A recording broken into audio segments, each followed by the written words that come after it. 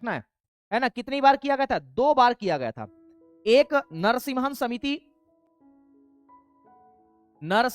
समिति पहली जो बनाई थी वो कब बनाई थी? तो मेरे साथियों याद रखना, नरसिम्हन समिति 2 बार बनी थी। पहली बनाई गई थी 1991 में और दूसरी बनाई गई थी मेरे साथियों, कब बनाई गई थी? तो 1998 में।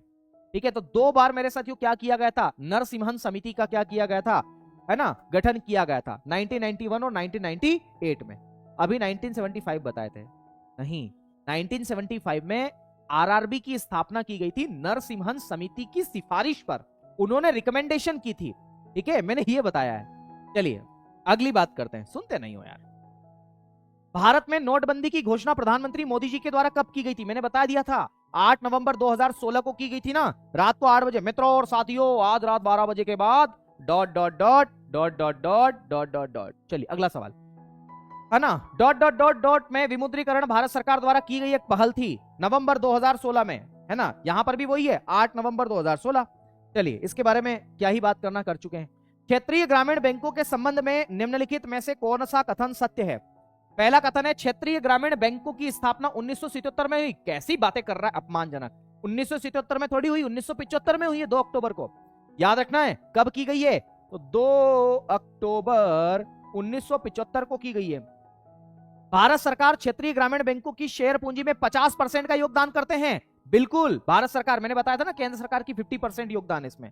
फिर नरसिम्हन समिति क्षेत्रीय ग्रामीण बैंकों के समामेलन की समामेलन का मतलब होता है एकीकरण करना, तो समामेलन मतलब आरआरबी की स्थापना को रोक देना, नहीं, ये गलत है। याद रखना विजय केलकर समिति, क्या याद रखना है? विजय केलकर समिति, इन्होंने करी थी, केलकर समिति की सिफारिश पर हुई थी। तो केलकर समिति ने यह कहा था कि अब आगे से हमें जो है आरआरबी की स्थापना नहीं करना है। ठीक है, तो इसका करेक्ट आंसर क्या होने वाला है? तो याद रखना मेरे साथियों, इसका करेक्ट आंसर क्या होगा? केवल और केवल 2 होगा, 2। सत्य हमें चयन करना है, 2 मिनट, सत्य हमें चयन करना है, तो केवल सी। ठीक है, ये वाला सी वाला इसका करेक्ट आंसर होगा। चलिए अगले सवाल की बात करते हैं, अगले सवाल का जवाब दीजिए।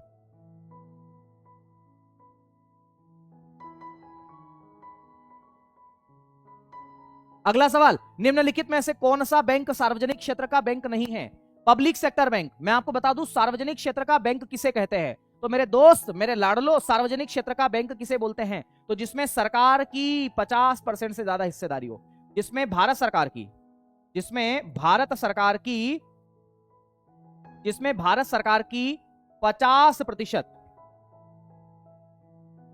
सरकार की 50% से ज्यादा हिस्सेदारी हो, उसे हम लोग किस नाम से जानते हैं? सार्वजनिक क्षेत्र के बैंक के नाम से जानते हैं। और इनकी संख्या कितनी है वर्तमान में? हालांकि सार्वजनिक क्षेत्रों के बैंकों की संख्या अभी और कम हो रही है, वर्तमान इनकी संख्या है 12। तो कौन सा बैंक नहीं है, ऐसा सवाल पूछा गया कि कौन सा बैंक नहीं है। तो पहला ऑप्शन क्या दे रखा है वो देखिएगा जरा। पहला ऑप्शन दे रखा है पंजाब नेशनल बैंक, तो ये तो है, पीएनबी तो है मेरे साथियों, बैंक ऑफ बड़ौदा भी है, आईसीआईसीआई बैंक नहीं है, कैनरा बैंक भी है। आपको मैं बता दूं, आप मुझे कमेंट करके बताइएगा आईसीआईसीआई बैंक का फुल फॉर्म क्या है और इसकी स्थापना कब की गई, है ना, मुझे कमेंट करके आप लोग बताइए जल्दी। तो याद रखना है, ये आईसीआईसी बैंक जो है वो निजी क्षेत्र का एक बैंक है, industrial credit and investment corporation of India इसका फुल फॉर्म है। क्या है? अरे हट जाओ यार भाई, है ना। तो याद, इसका फुल फॉर्म क्या है मेरे साथियों? तो याद रखना इसका फुल फॉर्म है industrial credit, ICICI, industrial credit and investment, industrial credit and investment, industrial credit and investment, credit and investment, investment corporation of India, corporation, निगम, याद रखना कारपोरेशन ऑफ इंडिया के नाम से आप इसे जानते हैं, कारपोरेशन ऑफ इंडिया के नाम से आप इसे जानते हैं, आईसीआईसीआई। तो याद रखना मेरे साथियों, है ना, इसकी स्थापना कब की गई थी? तो ऐसे तो इसकी स्थापना 1955 में की गई थी, पर एक बैंक के रूप में इसका पुनर्गठन कब किया गया था? तो याद रखना है 1994 में। तो स्थापना ऐसे तो मेरे साथियों 1955 में ही इसकी स्थापना की गई थी, ठीक है ना। तो आईसीआईसी बैंक के बारे में इतनी सारी बातें मैंने आपको बताई है, ये जरूर आपको यहां पर याद रखना है, ठीक है। चलिए भाई, अगर सवाल पूछा जाए कि पंजाब नेशनल बैंक की स्थापना कब की गई? 1994 में की गई भाई साहब, पंजाब नेशनल बैंक की स्थापना 1994 में की गई है, ठीक है। आ गई बात समझ में? नेक्स्ट क्वेश्चन, अगला, वर्तमान में भारत में राष्ट्रीय बैंकों की संख्या कितनी है? 12। नेशनलाइज्ड बैंकों की संख्या कितनी है भाई साहब? कितनी है? तो 12। तो वर्तमान में 12 अभी वर्तमान में राष्ट्रीयकृत बैंक है। जरा उनकी हम चर्चा कर लेते हैं। वो कौन कौन से नेशनलाइज्ड बैंक है वर्तमान में? 12 है ना। तो वर्तमान में 12 बैंक है। उन 12 बैंकों के बारे में हम चर्चा कर लेते हैं कि वो कौन कौन से बैंक है। तो आइए जरा उन बैंकों के बारे में चर्चा कर लेते हैं। मेरे पास में उनके बारे में एक पेज है और उसी पेज को रखते हुए हम लोग यहां पर शामिल कर लेते हैं। हो सकता है सवाल आपकी परीक्षा में पूछ ले कि भैया बताइए कौन सा बैंक नहीं है, कौन सा बैंक है। तब आप उसका क्या कर सकते हैं, है ना, रिवीजन कर सकते हैं, उसको पढ़ सकते हैं, अच्छे से उसको याद कर सकते हैं। तो इन बैंकों की संख्या है 12। बैंक कहां गए भाई? इन बैंकों की संख्या क्या है? 12। 12 लिखाएंगे, काफी टाइम लग जाएगा ना। तो उन बैंकों की संख्या है 12। जरा ठहर जा तू थोड़ी देर और ठहर जा, है ना। तो थोड़ी देर ठहरने से काम हमारे हो जाएंगे। देखिएगा हमारे पास में राष्ट्रीयकृत बैंकों की संख्या कितनी है? 12 है। तो फॉरेन बैंक से ये तो, और ये रहे नेशनलाइज्ड बैंक।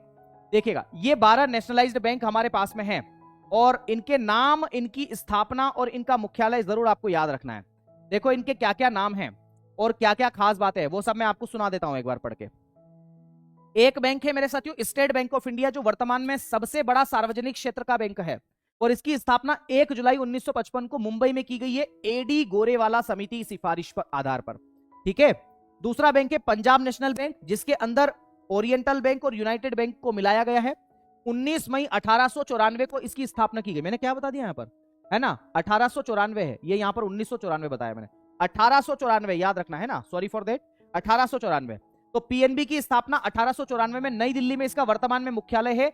उसके पहले अगर हम बातचीत करते थे ना, तो इस बैंक को मतलब पहले इसका मुख्यालय लाहौर में था, याद रखना है। तीसरा इंडियन बैंक, इलाहाबाद बैंक में इसका मर्जर है। 15 अगस्त 1907 को चेन्नई में स्थापित किया गया है। तो फिर अगला है कैनरा बैंक। कैनरा बैंक 1906 में स्थापित किया गया बेंगलुरु में। और फिर है इंडियन ओवरसीज बैंक, ये चेन्नई में है। Union bank of India Mumbai में है। यूको बैंक मेरे साथियों कोलकाता में है। बैंक ऑफ महाराष्ट्र पुणे में है। पंजाब एंड सिंध बैंक नई दिल्ली में है। और बैंक ऑफ इंडिया की बात करें मुंबई में है। Central bank of India Mumbai. देखो सेंट्रल बैंक ऑफ इंडिया एक नेशनलाइज्ड बैंक भी है। और बैंक ऑफ बड़ौदा की मैं बात करूं तो वडोदरा में है, जो कि 20 जुलाई 1908 को स्थापित किया गया है। ठीक है, चलिए आगे बात समझ में। तो मालिक इसका करेक्ट आंसर क्या होगा? ऑप्शन नंबर सी इसका करेक्ट आंसर होगा। नेक्स्ट क्वेश्चन, बैंकिंग लोकपाल योजना का मुख्य उद्देश्य क्या है? बताओ भाई, बैंकिंग लोकपाल योजना जो है उसका मुख्य उद्देश्य क्या है ना। एडमिट कार्ड बेटा जब आएंगे तब आ जाएंगे यार। हाँ, बैंक ऑफ बड़ौदा में खातो खुलवायो, छोरा और छोरी नो नाम लिखवायो। तो बताइए बैंकिंग लोकपाल योजना जो है इसका मुख्य उद्देश्य क्या है? बैंकों को ऋण देना? नहीं। बैंकों ग्राहकों की शिकायतों का समाधान करना, नए बैंक खोलना, नोट छापना। देखो ये ग्राहकों की शिकायतों के समाधान से संबंधित है। नोट छापने का एकमात्र अधिकार किसके पास में है? बताइए। नोट प्रिंट करने का एकमात्र अधिकार किसके पास में? एकमात्र अधिकार, तो एकमात्र अधिकार मेरे साथियों आरबीआई के पास में। आरबीआई ही केवल नोट छाप सकती है, इसके अलावा कोई दूसरी संस्था नहीं है जो नोट छापे। ठीक है, चलिए अगले सवाल की बात करते हैं। अगला सवाल क्या कहता है? मुद्रास्फीति के दौरान किसे सबसे अधिक लाभ होता है? बताइए, महंगाई के दौरान कौन सबसे अधिक लाभ में होता है? महंगाई के दौरान देखो कौन कौन लाभ में होता है। एक तो बिजनेसमैन होता है, बिजनेसमैन होता है, उत्पादक होता है। उत्पादक, उत्पादक का मतलब होता है प्रोड्यूसर, जो चीजों का उत्पादन करे।